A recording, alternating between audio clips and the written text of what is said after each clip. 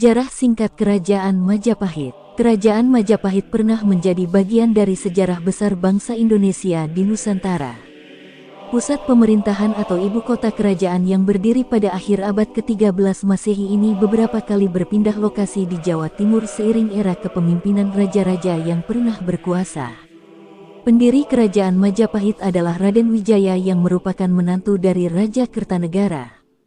Penguasa terakhir Kerajaan Singasari, yang terbunuh lantaran pemberontakan Jayakatwang pada 1292. Raden Wijaya berhasil menyelamatkan diri dari insiden tersebut. Raden Wijaya kemudian membuka hutan di delta Sungai Brantas. Desa inilah yang pada akhirnya berkembang pesat dan menjadi kerajaan dengan nama Majapahit.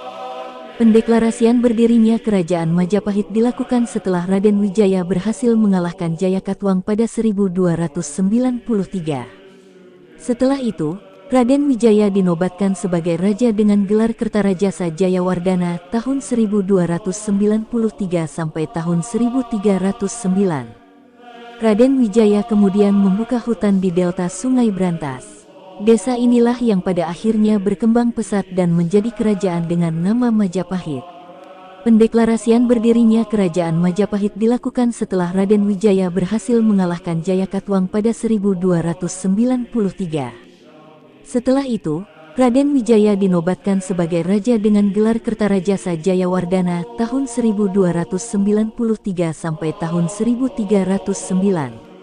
Kerajaan Majapahit mencapai puncak kejayaan pada masa pemerintahan Hayam Wuruk dengan gelar Sri Rajasanagara tahun 1350 sampai tahun 1389.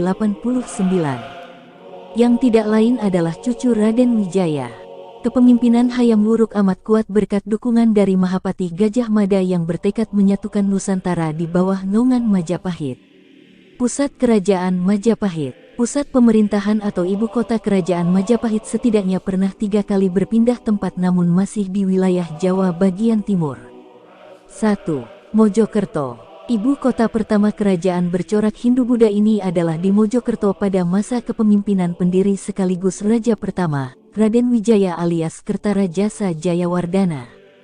Dikutip dari kumpulan sejarah Desa Kabupaten Mojokerto, 2020, Suntingan Evi Sudiar, pada masa itu ibu kota Majapahit disebut dengan nama Kutaraja dan terletak tidak jauh dari pelabuhan besar bernama Canggu di tepi Sungai Brantas. Selain sebagai pusat perniagaan atau bandar dagang, lokasi Canggu yang masih berada di wilayah Kutaraja sangat strategis untuk difungsikan sebagai pangkalan militer armada Angkatan Laut Kerajaan Majapahit yang memang amat kuat saat itu. 2. Trowulan. Pusat pemerintahan Majapahit bergeser sedikit pada masa kepemimpinan Srijayanegara tahun 1309 sampai tahun 1328 penerus tahta Raden Wijaya. Raja kedua Majapahit ini memindahkan ibu kota ke Trowulan yang berjarak sekitar 12 km dari kota Mojokerto sekarang. Kitab perjalanan Cina bertajuk Yingyai Senglan yang ditulis oleh seorang penjelajah bernama Ma Huan menyimpulkan bahwa pusat pemerintahan Kerajaan Majapahit pada abad ke-14 adalah di Trowulan. Trowulan menjadi pusat pemerintahan Majapahit dalam waktu yang cukup lama.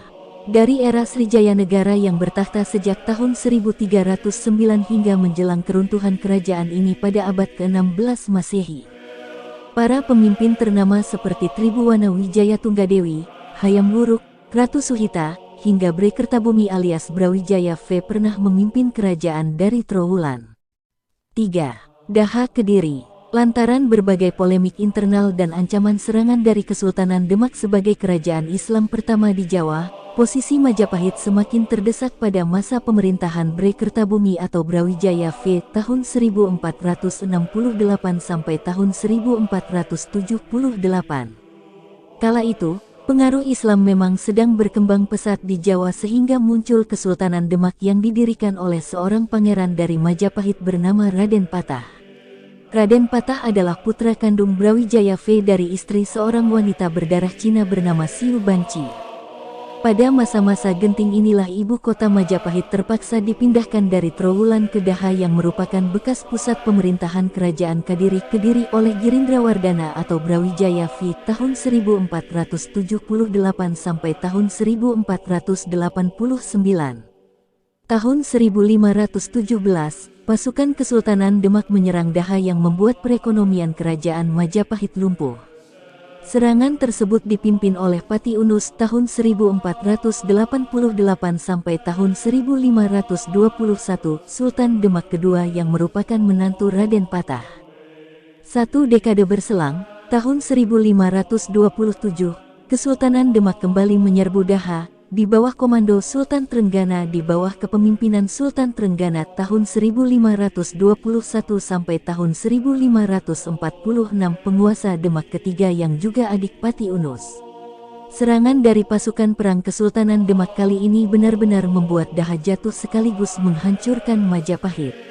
Kerajaan pernah sangat perkasa di Nusantara ini akhirnya menuai keruntuhan untuk selama-lamanya.